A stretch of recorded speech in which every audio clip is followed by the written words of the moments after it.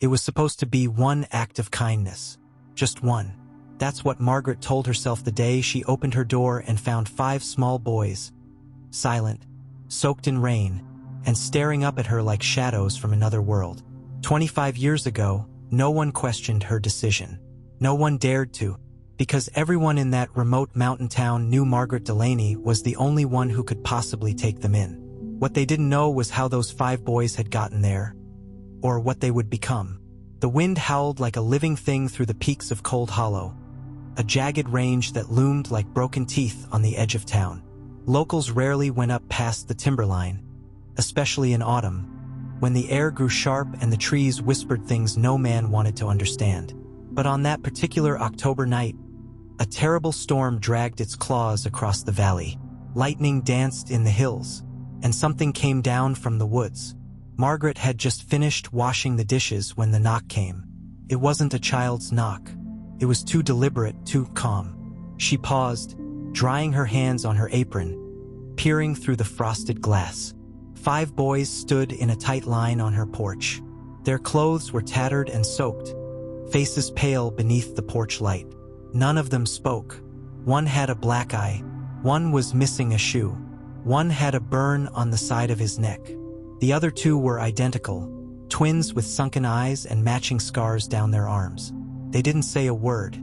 Margaret didn't ask. She simply opened the door, stepped aside, and let them in. In the days that followed, Margaret tried to piece together who they were. Authorities were no help.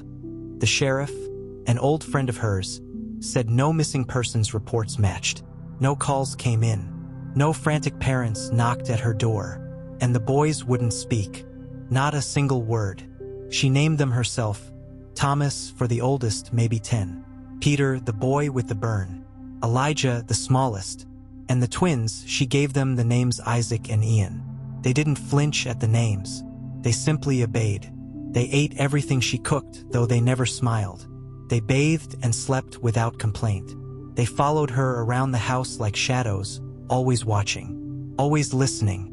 Sometimes at night, Margaret would wake to find one of them standing by her bed, just standing, as if making sure she was still breathing, still alive. Autumn bled into winter. The townspeople whispered, of course, how Margaret, the reclusive widow, suddenly had 5 children. How the boys never spoke at school, how animals avoided them on the road. One woman claimed she saw Thomas staring at a dead deer for 2 hours, unmoving. Another swore Ian walked barefoot through a snowbank and left no footprints. But no one confronted Margaret. Out of respect or fear, perhaps both. The boys grew fast, incredibly fast. By spring, Thomas looked nearly 14. His eyes darkened, his voice deepened, but still he never used it. They all remained eerily silent, except once. It was the night Margaret found a crucifix burning on her porch. The flames had no source, no matches, no accelerant. The wood burned with blue fire, hissing with unnatural heat. Margaret, trembling, reached for the garden hose.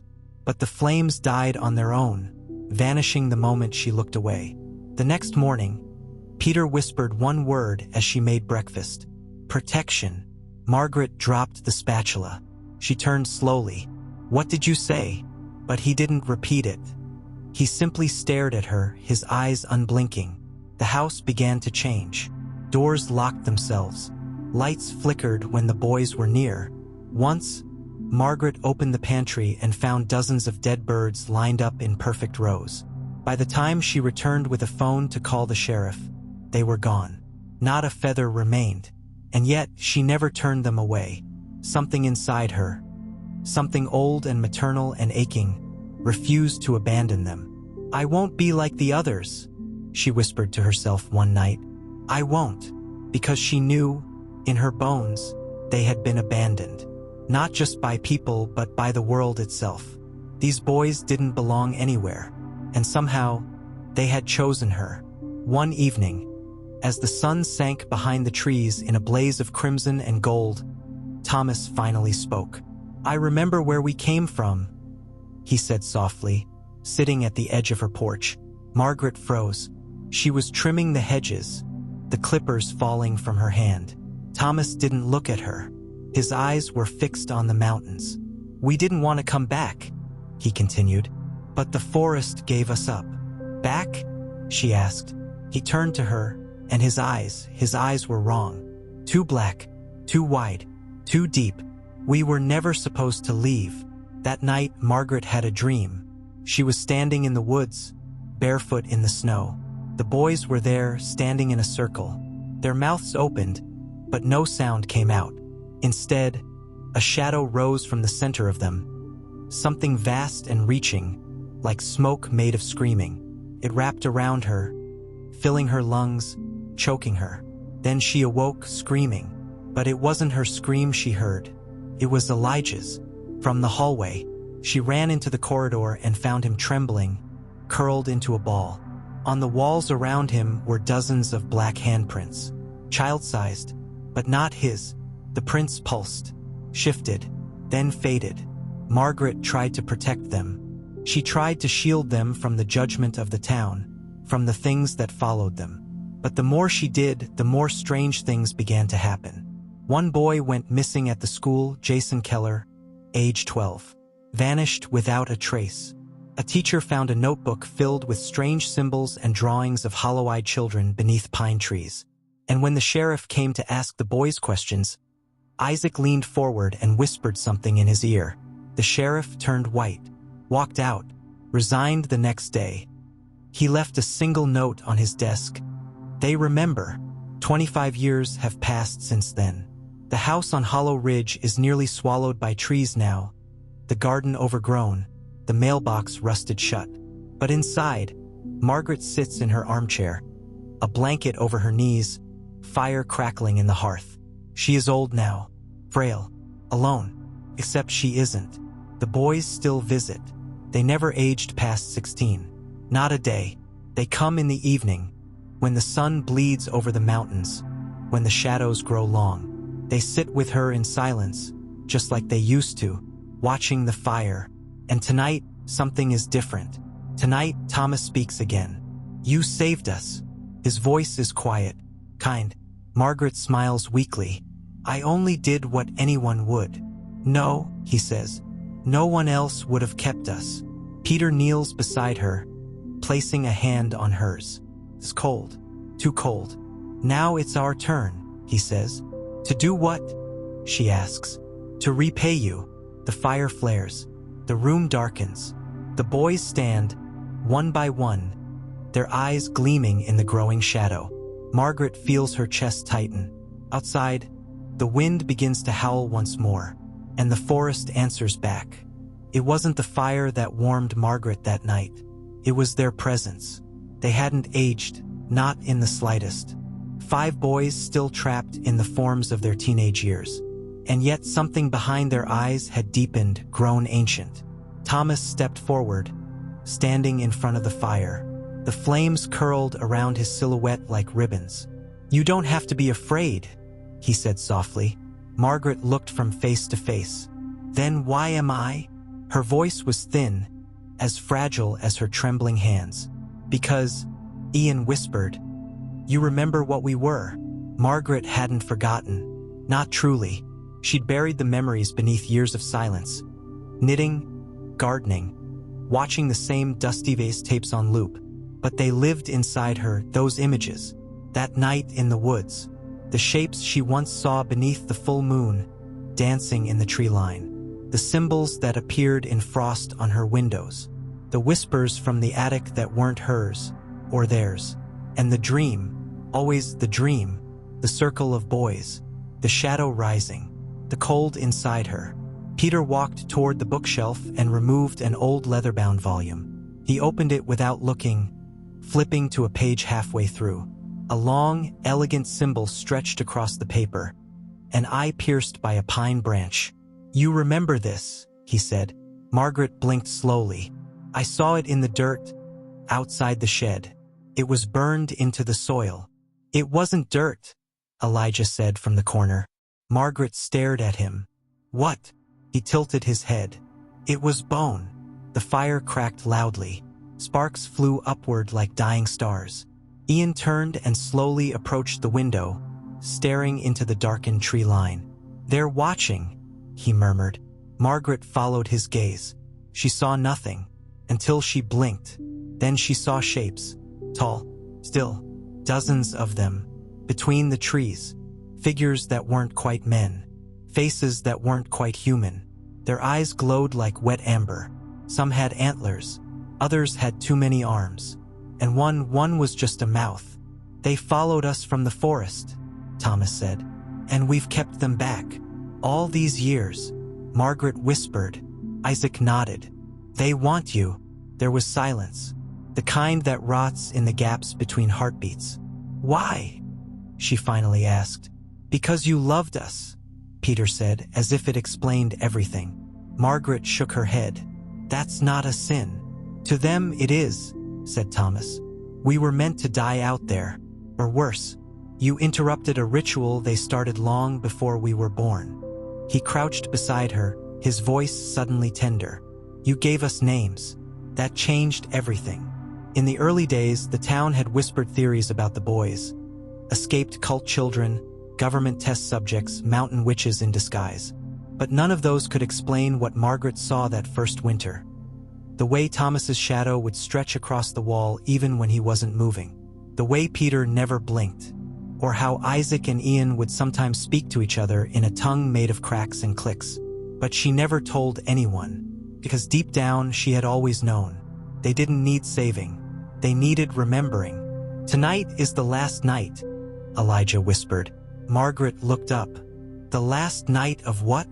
"The protection," said Ian. "The barrier you created when you took us in. It's fading." "I didn't create anything," she said. Thomas shook his head. "Yes, you did. When you fed us, clothed us, called us by names. When you treated us like your own. That act, it changed the old ways. It broke the rules of the forest. It marked you as something sacred and cursed." Margaret leaned back, the breath leaving her chest like smoke. "Then what happens now?" Thomas looked toward the trees. "They're coming." A scream split the night air. Far away at first, then closer. "Wet animal." Margaret clutched the arms of her chair. "The town. Gone quiet," Isaac said. "They sleep deeply now. Too deeply." "You made them sleep?" "We had to," Peter said. "To protect you." The front door creaked. No one had touched it, and yet it slowly swung open. Margaret could feel the cold pour in, the darkness pressing at the edges of the firelight like hungry hands. Thomas reached into his coat and pulled out something wrapped in black cloth. He unwrapped it carefully and held it out to her. It was a crown, but not made of gold. It was woven from pine needles, bone, and something slick and red that never dried. "Put it on," he said. Margaret's hands trembled. "What is it?" "A key." She wanted to say no. Every part of her screamed to say no. But deep inside, buried under years of fear and doubt, something else stirred. She reached out. Her fingers brushed the crown, and instantly she saw everything. The truth came like a flood. She saw the 5 boys being dragged through the forest by robed figures, heard the ancient chant, saw the pit carved from roots and blood. She saw the ritual halted as the fire went out and the boys vanished.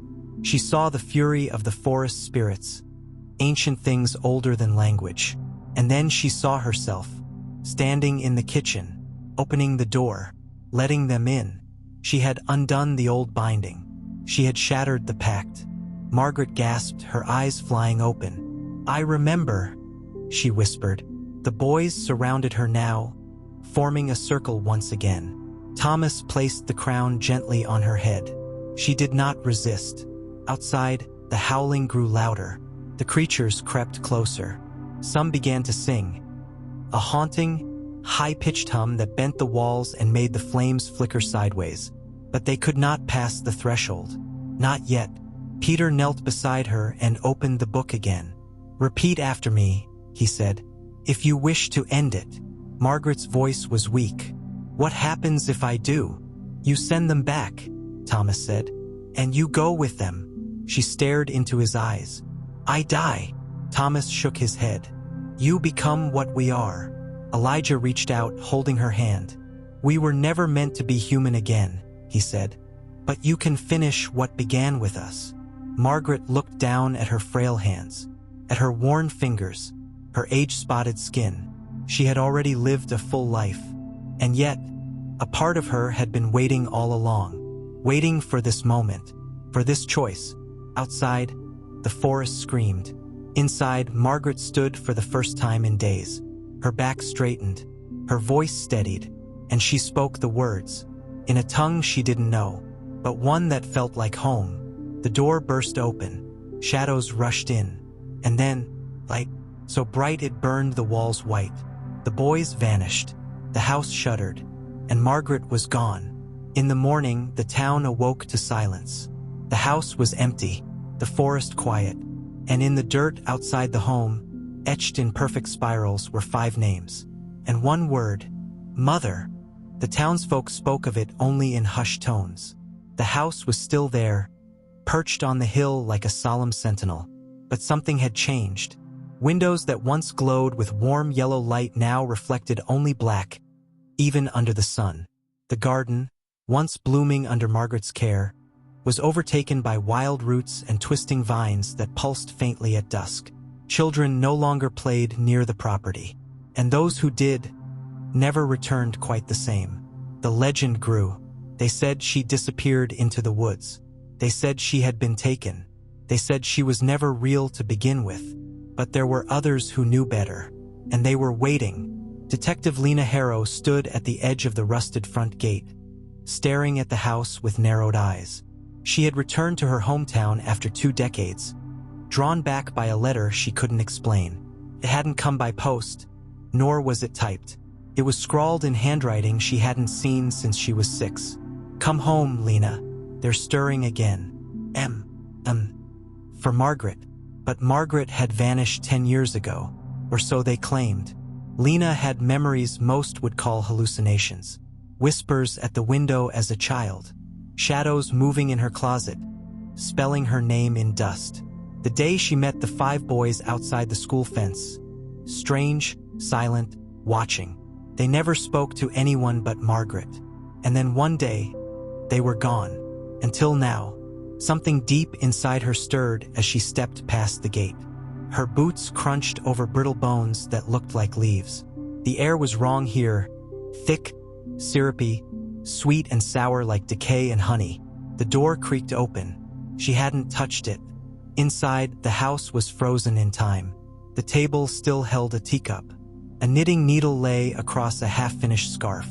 The grandfather clock ticked backward. And on the wall above the mantel was a new photograph. Lena's breath caught. It was her, standing beside Margaret, though she didn't remember the moment being taken. Behind them, half-faded but visible, were the 5 boys, watching with solemn eyes.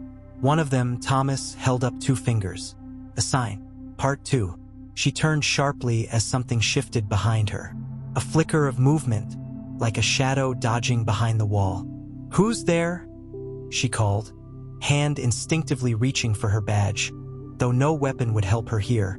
A voice answered, familiar, male, young and old at once. "You saw us once, before the forgetting." Lena turned slowly. Peter stood at the base of the staircase, still 15, still barefoot, still untouched by time. "You haven't aged," she whispered. He shook his head. "Time doesn't move here, not for us." "Where's Margaret?" she demanded. Peter looked toward the fireplace. "She wears the crown now. She walks between." "She's dead?" Lena asked, her throat tight. "No," he said, stepping closer. "She's more alive than any of us." He reached into his pocket and pulled out a black pine cone. It bled red sap. "They crowned her in the grove of lost names. She took our burden. She remembered what others chose to forget." "What burden?" Peter stared at her. "The ones who wait." Lena didn't understand. Not yet, but she could feel it building in her bones. Something ancient awakening inside her. Peter guided her to the basement. The door opened with a whisper. The stairs groaned under her weight. At the bottom was a room lined with mirrors. Each one showed a different image. The boys in different years watching from shadows. Margaret gardening under the moon, a young Lena speaking to a boy she couldn't recall, and in the center, a pool of still water. Peter gestured toward it. "She wants to see you." Lena hesitated. Then she knelt. The water rippled as her face reflected in it. Then another face appeared, Margaret's, pale, crowned in bone and vine. Her eyes glowed with a sorrow too vast for words. "You came back," Margaret said, her voice echoing from the water and within Lena's mind. "I don't understand any of this." "You will," Margaret replied gently. "You've always been part of the circle. I'm not like you. I'm not like them. But you are," Margaret said. "You were the sixth, the one who was taken early, before the binding completed. They marked you too. That's why the forest watches you." Lena's hands began to tremble. She touched her collarbone, a scar she'd had since childhood, shaped like an eye with a pine branch through it. She had thought it was a birthmark. Margaret's voice softened. "The ones who waited have returned. They remember the broken pact. They want the names wiped again. They want silence." Lena stood up. Her voice hardened. "Then we fight." "You can't fight them with fists," Margaret whispered. "You fight them with memory." Peter stepped forward and placed a hand on Lena's shoulder.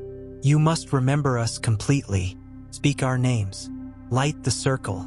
Bind what was broken." "How?" Margaret's voice answered faintly. "Go to the grove, and do not look back." Lena climbed out of the basement as wind rattled the windows. Outside, the sky was red. Not sunset, something else. Something bleeding through. The trees moved, not with the wind, but with intention. And in the far distance, through the branches, she saw figures emerging. Antlers, teeth, long fingers dragging across bark. The ones who waited. Peter stood beside her. "We'll hold them as long as we can." "But I need to find the grove," Lena said. "You already know where it is," Peter replied. "It's where they took you when you were 6, where you disappeared for 3 days." "I was lost," she said softly. "No," Peter said. "You were chosen." With that, the 4 other boys appeared, silent, solemn, unaging.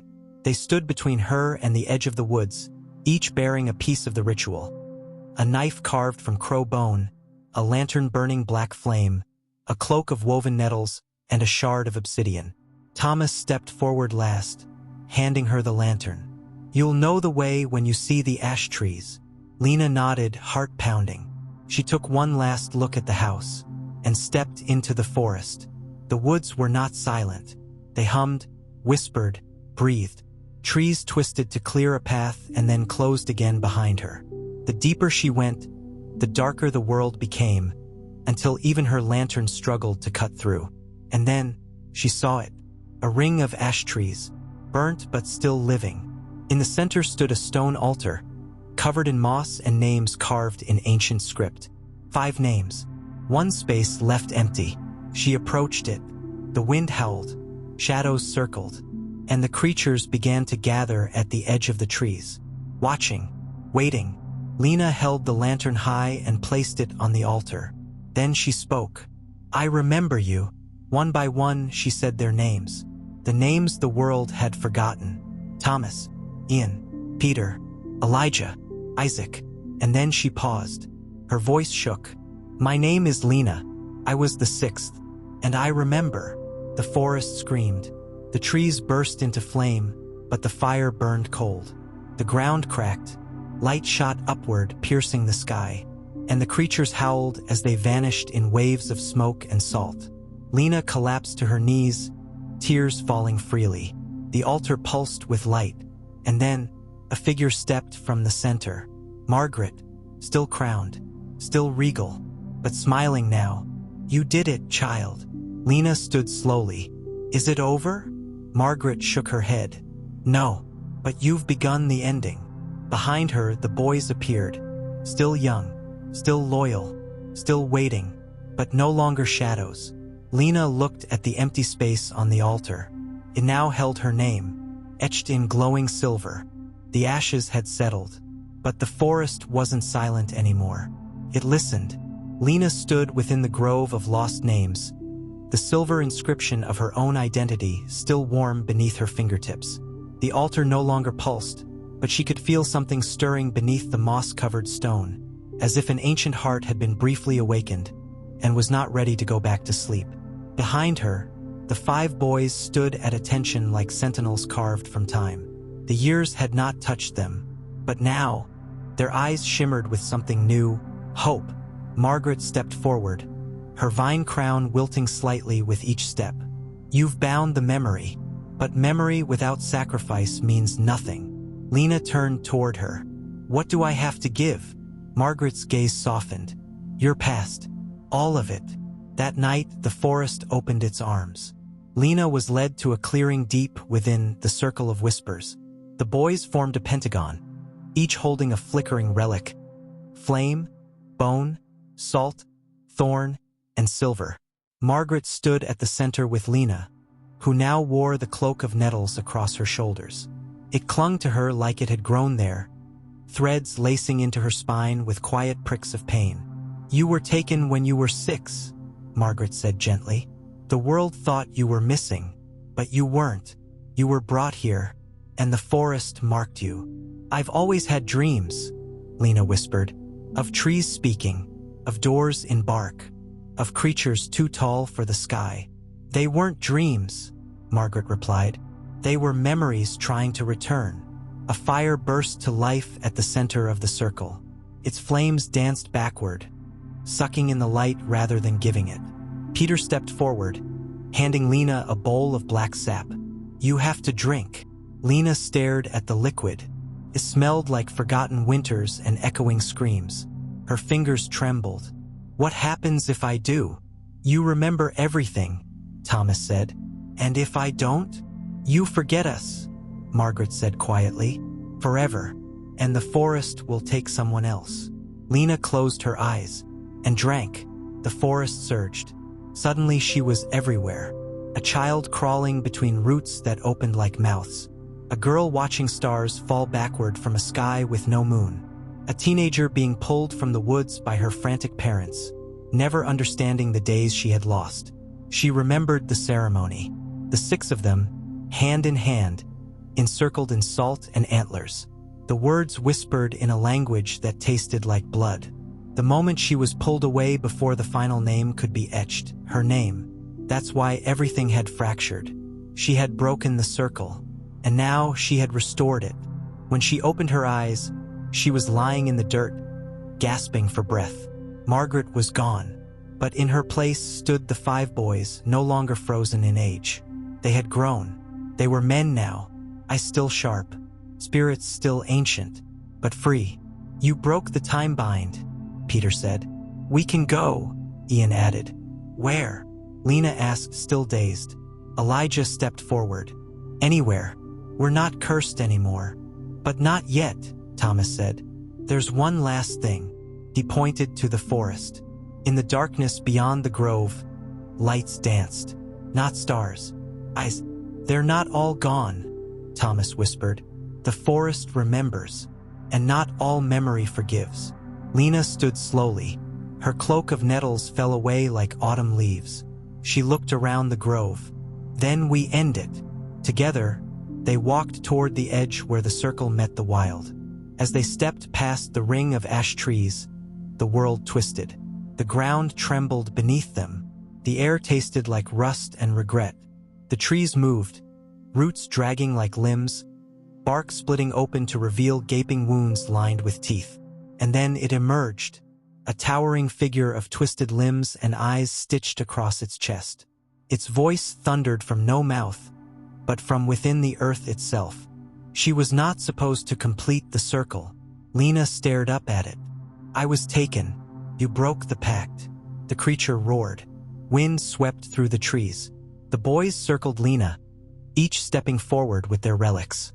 They began to chant, not in fear but in purpose. Each word struck the air like a hammer.